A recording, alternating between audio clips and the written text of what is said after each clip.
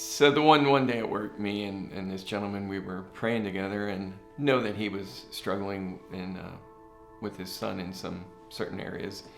And just as we were praying, the Lord just clearly spoke to me that to break depression off of his life. So I just said to him, I said, like, the Lord just told me there's depression within you, and I'm supposed to be breaking that off and praying against it. So if you're open, I'd like to pray for it. And he said, absolutely. So I just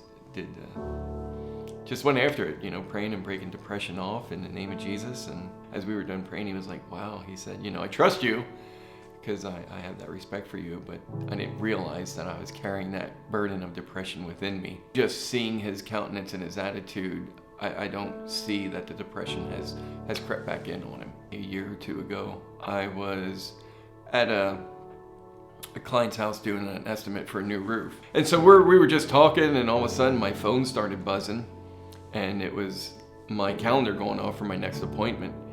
And I was like, oh my gosh, I gotta cut this short. I didn't even get out and start measuring the roof yet. I very politely but nicely wrapped it up quickly so I could get outside and get my measurements. And when I was outside, the Lord just clearly spoke to me. He said, I didn't tell you to end your conversation. You ended it to keep your schedule, not my schedule. When I was done with the roof, I knocked on the door and they answered it. And I said, I'm supposed to pray. And I don't recall hearing it, but I said, I'm supposed to pray for a ruptured disc in your back.